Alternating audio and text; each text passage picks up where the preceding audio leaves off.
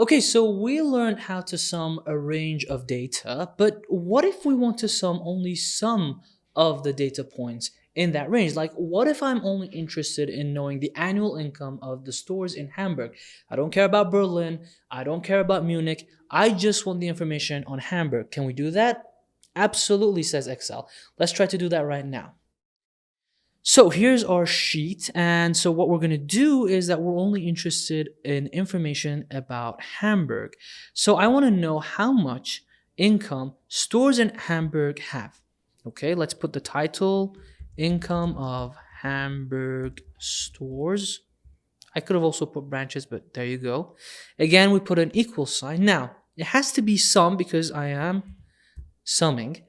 And then it has to be an if because I want to set conditions. The condition is only in Hamburg.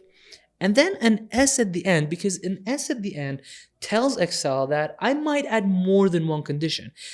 I might only go with one condition, that's okay, but I might also add more conditions. Now, I open the parenthesis to start my argument, and again, I take a look at the box. It's asking me the range that we want to sum. Well, the range is over here, somewhere over here. Okay, and then it's telling me to add a comma. Yes, sir. It's asking me what the criteria range is. That, in other words, where should I look for the criteria that you're about to introduce? Well, I'm only looking for Hamburg, so here's the criteria range. It has to be somewhere here. And next, after the comma, it's telling me what is the criteria. Well, I have to put this in double quotations. The criteria is Hamburg. So in other words, I'm telling it to look for Hamburg in this list and then add the values that are related to it. And if we press enter, yes, it turns out that Hamburg stores are making 4,400,000 euros. That's cool. Now the thing is that because we use some ifs with an S at the end, we can add more criteria. So for instance, let's say that I'm interested in finding the income of stores in Hamburg that have a rating more than 4.4. How well are they doing? So it's telling me again, what is the range of this next criteria that you're introducing? Well, it's customer ratings, so there we go. Then I add a comma, and it's telling me what is the criteria. The criteria is I want some stores that have a rating more than 4.4. And again, I have to put it in double quotations. And if we press enter, it turns out that stores that have a rating over 4.4 in Hamburg are making 2.5 million euros. That's impressive too. And I can keep going on with this. Like if I add another comma, I can add another criteria like, I don't know, how about store area? I want Hamburg stores that have a rating over 4.4 that also have a branch area over 180 square meters. So again, what is the range of your third criteria? This is the range.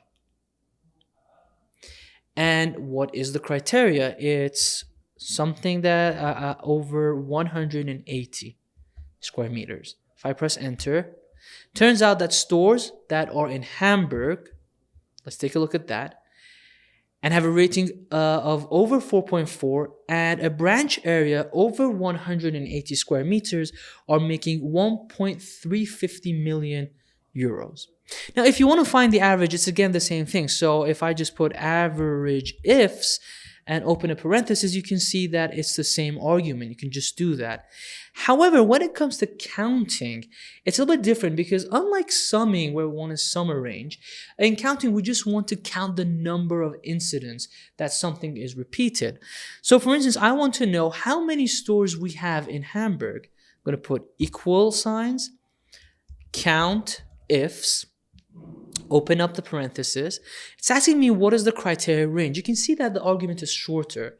Well, the criteria range is here. This is where you should look for the criteria.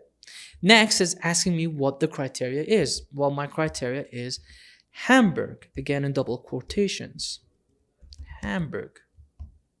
I close the parenthesis to let Excel know that I'm done with my argument and enter. It turns out that we have 7 stores in Hamburg.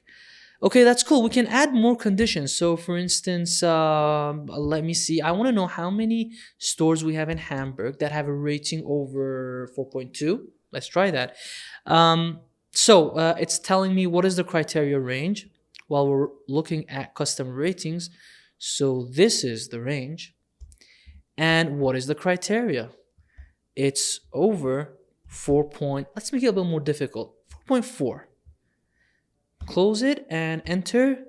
And it turns out that 4 of these stores have a rating over 4.4. That means 4.5 and more than 4.5. So there you go. In just a few minutes, you learned 6 very common, very useful functions that you're going to be always using throughout your time when you're working with Excel. I hope you enjoyed it. Don't forget to practice as much as you can.